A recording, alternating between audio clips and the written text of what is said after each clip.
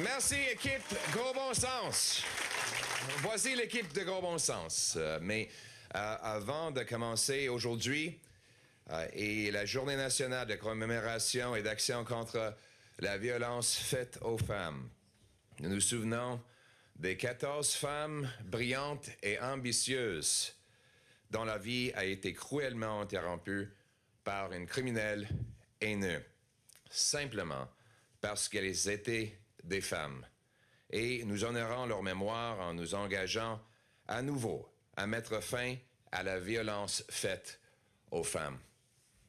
Aujourd'hui, nous nous engageons aussi à penser aux familles qui sont en souffrance après 8 ans de Justin Trudeau. Noël s'en vient. On est toujours permis de dire le mot Noël, n'est-ce pas? On va le dire sans excuse chez les conservateurs.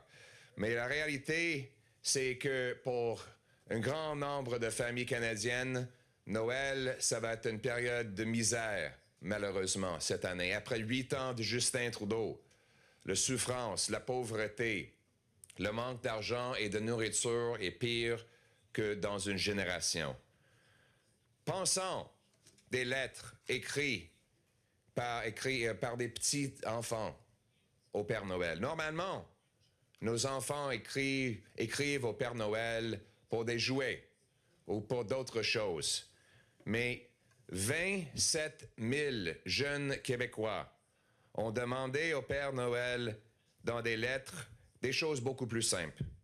Et je cite, « J'ai 13 ans et j'aimerais avoir une carte cadeau pour acheter quelque chose pour qu'on mange bien le soir de Noël. J'ai 3 mois, j'aime le Père Noël, j'aime Noël, j'aimerais avoir des cadeaux, un toutou et un habit de neige. J'ai 17 ans, je suis en famille d'accueil, j'aimerais avoir des choses pour mon futur appartement. N'ayez pas peur de me donner quelque chose que j'ai déjà. Je n'ai rien. » C'est triste, hein? Après 8 ans de Justin Trudeau, le loyer a doublé. Les mères monoparentales n'ont aucune idée comment elles vont nourrir leurs enfants. Les matins, elles ouvrent les frigidaires pour trouver aucune nourriture. Elles ne savent pas comment payer le loyer le fin du mois. Les augmentations exorbitantes dans les hypothèques pour des familles qui se renouvellent, après que le gouvernement Trudeau a promis que les taux d'intérêt allaient rester bas. Ils ont pris des grandes hypothèques parce que Justin Trudeau a dit que la dette n'avait aucune conséquence. Et que fait M. Trudeau? Après avoir causé toute ce misère, il veut le rendre encore pire, avec une autre 20 milliards de dollars de dépenses inflationnistes dans son mise à jour économique. Une mise à jour qu'il veut pas, il veut pas en parler. Il le mentionne même pas, parce que même lui, je pense qu'il a honte de la dommage qu'il est en train de causer. Il veut quadrupler la taxe carbone. Il faut reconnaître que oui, les Québécois payent les taxes carbone de Justin Trudeau. Il y a 2 taxes. Il y en a une que les Québécois payent indirectement, et il y en a une autre que les Québécois payent directement.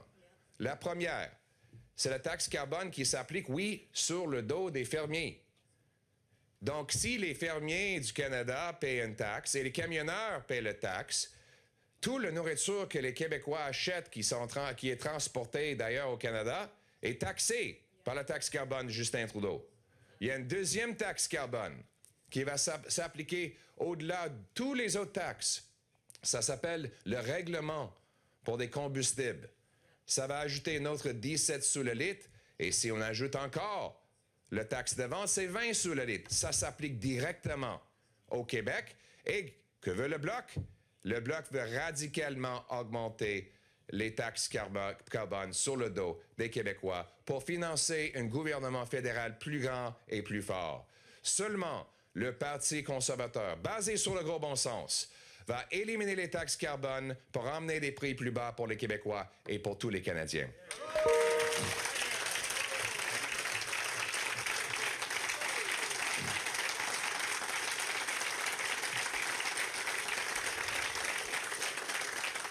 Et j'ai un message pour Justin Trudeau et le Bloc. Vous avez causé une énorme misère, beaucoup de stress et angoisse pour les Canadiens. Donc, les bloquistes et les libéraux, ils vont avoir un peu de stress aussi. Parce que j'annonce aujourd'hui qu'on demande, on exige du gouvernement d'enlever les taxes carbone pour les fermiers, des Premières Nations et des familles.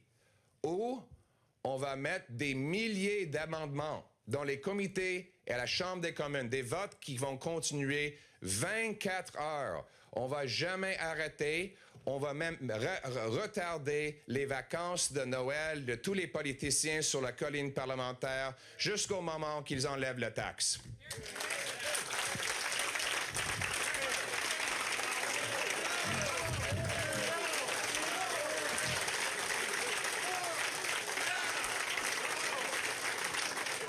Nous sommes le seul parti avec un plan basé sur le gros bon sens pour enlever les taxes, pour plafonner les dépenses et éliminer le gaspillage afin d'équilibrer le budget et réduire les taux d'intérêt et l'inflation. De réduire les impôts pour que le travail redevienne payant. D'enlever la bureaucratie et les taxes pour bâtir davantage d'appartements et maisons abordables. De mettre des vrais criminels récidivistes en prison. De donner un traitement et non pas encore de drogue décriminalisée. Et aussi de cibler les vrais criminels et trafiquants d'armes tout en respectant les chasseurs du Québec et de tout le Canada et leur droit d'avoir une arme d'épaule pour faire la chasse. Nous allons rétablir un Canada basé sur le gros bon sens. Le gros bon sens va permettre les gens de gagner des chèques de paie plus forts, qui achètent la nourriture plus abordable, et les maisons avec des paiements raisonnables.